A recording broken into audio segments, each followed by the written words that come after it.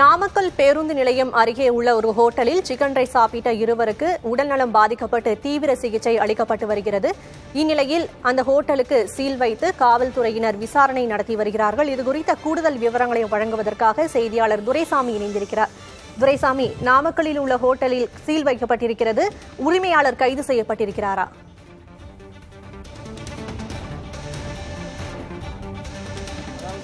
நாமக்கல் பேருந்து நிலையம் எதிரே உள்ள கருணாநிதி என்ற ஹோட்டலில் நேற்று இரவு நாமக்கல் வஉசி நகர் பகுதியைச் சேர்ந்த பகவதி என்ற கல்லூரி மாணவர் 7 சிக்கன் ரைஸை பார்சல் வாங்கி சென்றிருக்கிறார். அதில் 7 சிக்கன் ரைஸ்களில் ஒன்று அவரும் மற்றும் அவர் சகோதரம் சாப்பிட்ட நிலையில் அவர் தாய்க்கு ஒன்றும், அவரது தாத்தா அதாவது தாய் நதியாவுக்கும் தாத்தா சண்முகநாதன் அவர் எரும்பட்டி அருகே வசித்து வருகிறார். கிட்டத்தட்ட இங்கிருந்து நாமக்கல்லிருந்து ஒரு 15 கிலோமீட்டர் தூரம் சென்று அந்த சிக்கன் ரைஸை கொடுத்திருக்கிறார்.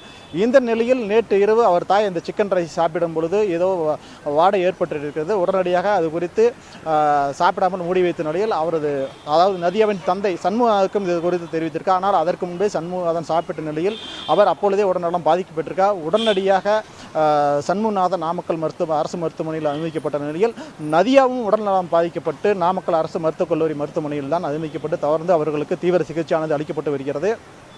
இதில் 7 சிக்கன் ரைஸ் வாங்கி சென்றதில் அவர்கள் தொடர்ந்து நாமக்கல் அரசு மருத்துவமனையில் ஆபத்தான நிலையில் சிகிச்சை பெற்று வருவதாகவும் தொடர்ந்து இதனை அறிந்து உணவு பாதுகாப்புத்துறையினர் மற்றும் காவல்துறையினர் அந்த உணவகத்திற்கு மூடி தற்பொழுது சீல் வைத்து விசாரணை நடத்தி வருகின்றனர். அதோடு மட்டுமல்லாமல் நாம் பார்க்கக்கூடிய இந்த உணவகத்தில் தான் அந்த சிக்கன் ரைஸ் வாங்கி சென்றிருக்கிறார்கள். அதன் பின்னர் தொடர்ந்து அவர்கள் என்ன சாப்பிட்டார்கள், அந்த ஹோட்டலில் யார் யாரெல்லாம் சாப்பிட்டார்கள் என்பது குறித்தும் உணவு பாதுகாப்புத்துறையினரும் காவல்துறையினரும் விசாரணையானது நடத்தி வருகின்றனர். மேலும் இந்த சம்பவம் குறித்து மாவட்ட ஆட்சியர் அந்த சம்பவத்திற்கு நேரில் சென்று ஆய்வு செய்து நம்மிடம் பேசியிருக்க. அது குறித்து நாம் பார்ப்போம். சக்தி,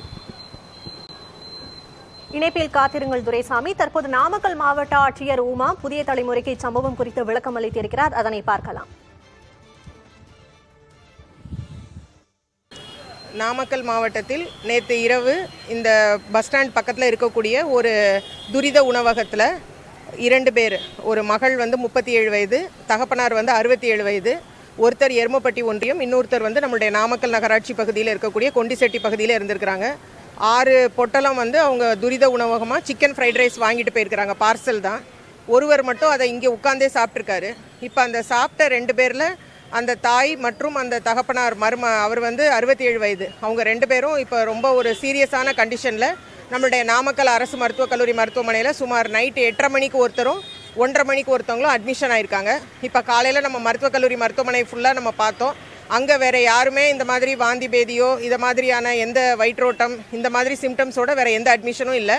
நம்ம சுகாதாரத்துறையின் மூலமாக இங்கே இருக்கக்கூடிய நாமக்கல் நகராட்சியில் இருக்கக்கூடிய அத்தனை தனியார் மற்றும் அரசு மருத்துவமனைகளில் நேற்று 6 மணிலேருந்து இன்றைக்கி இந்த நிமிஷம் வரைக்கும் எத்தனை புறநோயாளிகள் மற்றும் உள்நோயாளிகள் யாராவது வாந்தி பேதி இந்த மாதிரி வயிற்றுப்போக்கு இந்த அறிகுறிகளோடு இருக்காங்களாங்கிற கணக்கெடுப்பும் நடந்துட்டு இருக்குது.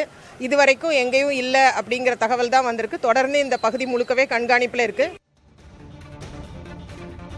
துரைசாமி, மாவட்ட ஆட்சியர் கொடுத்த விளக்கத்தை கேட்டிருப்பீங்க. அவங்க சொல்லியிருக்காங்க சிக்கன் ரைஸ் சாப்பிட்ட மற்றவர்களுக்கு எந்த பாதிப்பும் இல்லை என்று. என்ன காரணம்? இவர்கள் இருவர்களுக்கு என்ன உடல்நல பாதிப்பு ஏற்பட்டது? அதாவது சக்தி, சாப்பிட்டு சிறிது நேரத்திலே உணவு சாப்பிட்டால் ஒரு 3 மணி நேரம் 4 மணி நேரம் உணவு ஜீரணமாகும் போது தான் உடல்நலம் பாதிப்பு ஏற்படும். ஆனால் உணவு சாப்பிட்டு 1/2 மணி நேரம் 1 மணி நேரத்திற்குள்ளாவே அவர்களுக்கு உடல்நல பாதிப்பு ஏற்றிருக்கிறதா பல்வேறு சந்தேகங்கள் எழுவதாக தெரிவிக்கப்படுகிறது. குறிப்பாக காவல்துறையானது அவர் சாப்பிட்ட உணவில், அதாவது பார்சல் வாங்கி சென்ற உணவில் ஏதாவது கலப்படம் செய்யப்பட்டுள்ளதா, இல்லாத இந்த உணவு வழங்கப்பட்ட உணவில் ஏதாவது கலப்படம் இருக்கிறதா என்பது குறித்து தொடர்ந்து விசாரணை நடத்தி வருகிறது. இதனைத் தொடர்ந்து அதாவது இந்த உணவை வாங்கி சென்ற நதியாவின் மகன் பகவதி அவரிடமும் இந்த ஹோட்டல் உரிமையாளர் ஜீவானந்தனுடன் நாமக்கல் காவல்துறை விசாரணை நடத்தி வரும் நிலையில் இந்த பகுதியில் அதாவது நேற்று இந்த பகுதியில் ஹோட்டலில் உணவு சாப்பிட்ட யாருக்காவது உடல்நல பாதிப்பு ஏற்பட்டு நாமக்கலில் உள்ள அரசு மற்றும் தனியார் மருத்துவத்தில் யாராவது சிகிச்சை பெற்றுவீர்களா என்பது குறித்து தொடர்ந்து விசாரணை நடைபெற்று வருகிறார்கள். இதுவரை அது மாதிரியான உடல்நல பாதிப்பு ஏற்பட்டதாக தகவல் இல்லை என்றும், மேலும் தொடர்ந்து அவர்கள் ஆட்சி அவர்கள் குறிப்பிடும் போதே ஒரு கருத்தை குறிப்பிட்டால் அவர்கள் மருத்துவமனைக்கு வரும்போதே உடல் மிகவும் சோர்வடைந்து ஆபத்தான நிலையில் வந்ததாகவும், இதனால் பல்வேறு சந்தேகங்கள் எழுவதாகவும் தெரிவித்திருக்கு. அது குறித்து காவல்துறை விசாரணை நடத்த முழுமையாக உத்தரவிட்டிருப்பதாகவும், அதன் அடிப்படையில் ஹோட்டல் உரிமையாளர் மற்றும் அந்த உணவை வாங்கி சென்ற பகவதி ஆகியோரும் காவல்துறை தொடர்ந்து விசாரணை நடத்தி வரும் நிலையில் இந்த ஹோட்டலுக்கு ஏனென்றால் அவர்கள் உடல்நிலை மோசமாக நிலையில் இருப்பதால் அவர்கள் அந்த ஹோட்டலுக்கு சீல் வைத்தும் தொடர்ந்து நடவடிக்கை எடுக்கப்பட்டு வருவதாகவும் தொடர்ந்து அருகில் உள்ள உணவகங்களும் கண்காணிக்கப்பட்டு வருவதாகவும் மாவட்ட ஆட்சியர் அவர்கள் தெரிவிக்கிறார்கள். சக்தி, விவரங்களுக்கு நன்றி துரைசாமி.